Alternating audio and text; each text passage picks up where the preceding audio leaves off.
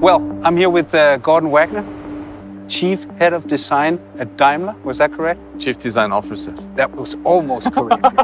Chief Design Officer. But the most important thing is that, Gordon, this car is something you authorized. What's the vision behind this car? What's it supposed to be? We wanted to create a vehicle that is not alien to its environment, that's almost a part of the ecosystem of the environment. And we actually didn't want to create a vehicle. It should be almost something like a living organism. Mm-hmm. I think you succeeded in that because it doesn't really feel like a car anymore, except it has four wheels. Actually, it can crab sideways. Really? Yeah. Like Why? 30 degrees sideways. Because we didn't want to have conventional wheels. These wheels, they look more like an animal paw, like soft and gentle. When you look at this car, what is it that you see as a designer? First of all, I think it looks very futuristic thanks to that super futuristic proportion. We wanted to create something that is very efficient looking, something that is almost like bio-design in harmony with nature. So it goes very gentle through the wind. From the materials, there's a lot of recycled materials. We have the dynamic car, which is fully recycled. We have this Karoon wood, which is fast-growing rattan, very sustainable. We have all these fabrics, this ocean waste plastic. Mm-hmm. So from the material side, yeah, this is completely sustainable. And of course, our vision is the 100% sustainable car, and that car should embody this.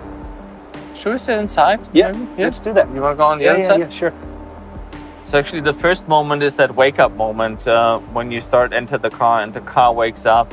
So you see all these light strips, they come alive, and then you start that merge moment, and we connect with this merge device here. And of course, you can steer the car forward, backward, left and right, and then when you want to crab sideways, you tilt that. So there's a sensor in there as well? Yeah, and actually if you see it, it goes up and down like the car is breathing, and then it boots up and you see the screen. And now we are actually flying through the world of Pandora. And this is so cool about this project, as we are stepping even out of the car industry and go into a different industry or merge it with a different industry. In this case, entertainment, one of the biggest entertainment companies. And for me, I see Mercedes not really as a car brand. I see it as a leading luxury brand. In fact, we want to make it the most loved luxury brand. And projects like that with corporations from other fields bring us so much more inspiration that we can elevate what we do to a different level. Can we drive? Let's go and drive. Let's take it out for a spin. And you haven't driven it before. It's No. your first time as well. Whoa. So let's move it slightly forward, okay? We are rolling. Yeah, but steering wheels are so last year.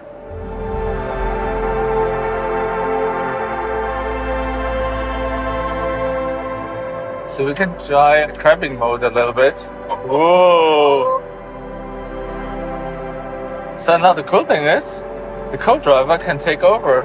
So you have it, just try it.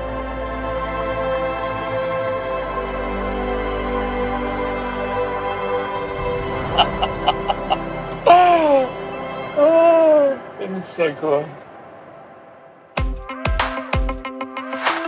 So, Vera, you were the head designer, lead designer on the user experience of the car, right? Yes, correct. I'm the Director of Advanced User Experience Design. Exactly. That's you.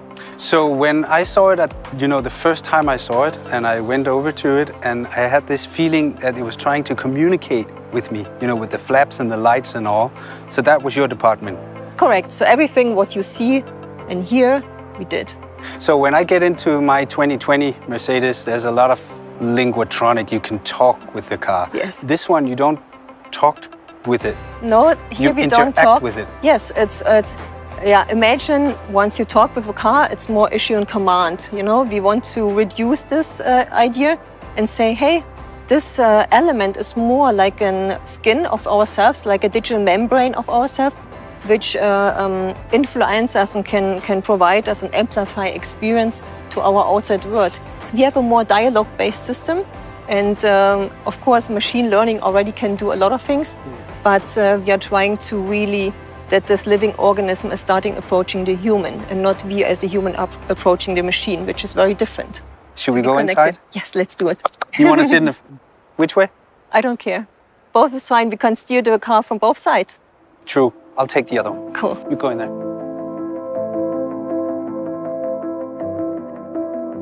So what do we see? We see no steering wheel, we see no buttons, we see no touch screen, no pedals. No. But at the middle console, we see a device, we call it merge control. And what we see, it's pulsating.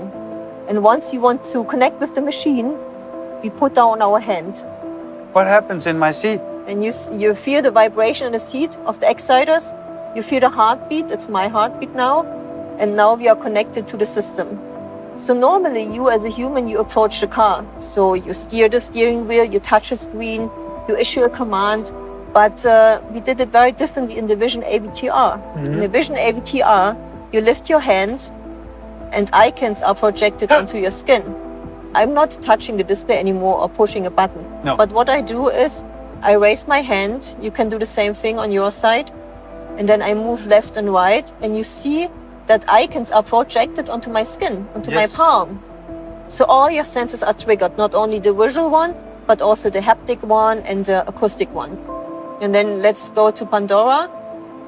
Yeah. Shall I close it? Yeah. Then we select the Benji maybe. And you see how this gets pinkish. And now you look through the eyes of this Benji, you feel the heartbeat, and you see what the Benji would see. In this sense, this experience that the car is really starting approaching you with the interface is very new and unique, and it hasn't been done before. Yeah, and then, you know, at the same time, make it look as luxury as this is. This is the future of luxury.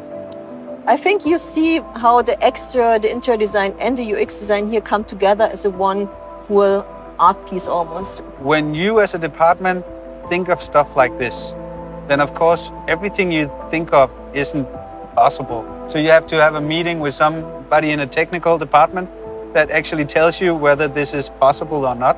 Our engineers are very creative people, very knowledgeable, and only as a collaborative team, designers and the engineers, we can come up with these really functional prototypes. And it's very important. It's functional. It's not faked. It's really working. I don't quite understand all of it, but you did a good job. That's great. Well, ladies and gentlemen, I'm here with Alex Dang. He's a designer at Mercedes-Benz, and he's actually the one who drew the lines for the Vision AVTR. Hi, Alex. Hi. So can you start by telling us how does a vision like this begins? It was an internal competition where everyone can show their vision, how they see the car could look like. And right from the beginning, we were all sitting together and watching the movie, basically in the cinema. And while watching the movie, I did some scribbles and was thinking about how can I implement some shapes from the movie into the car. And then you actually won the competition? Yes, it was a long process. Internally, it's a competition, but in the end, it's like a team effort because you get some ideas and the other one gets some ideas and the designs keep getting better. So how long time did it take from you put the first line on a drawing until the design was ready? It was like 2 years, I would say. Was it difficult for you? Sometimes it comes natural and then sometimes it's a struggle. But you have to deal with it and trust the process in a way. Because in the end, there will be something cool coming out. If you feel too comfortable, then you're too much in your comfort zone, I would say. And creativity is, I think, about getting out of the comfort zone, which doesn't always feel nice, but then you can create something new, something stunning. Push the limits. Push the limits, exactly. So you came up with the idea for the wheels? Yes, because I watched the movie and I saw the wood sprites and I thought, why not trying to implement those into our vision? What was the biggest challenge for you on the design of this car? I think the biggest challenge for me was to combine the best of both worlds, like this science fiction avatar world, into our reality and still make it recognizable as a Mercedes-Benz. Let's move to the back. Yeah.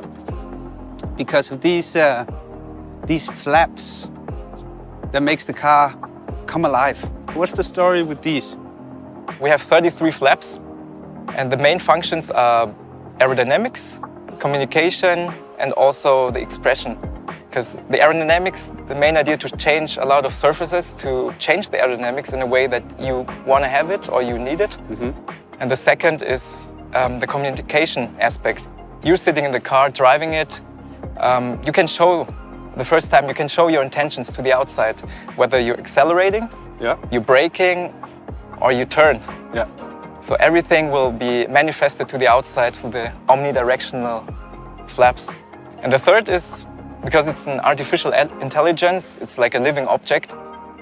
It also has emotions that can be expressed to the outside through the motion design.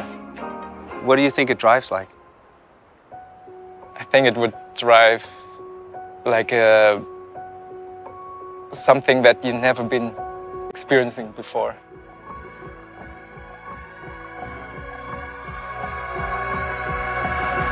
So crazy!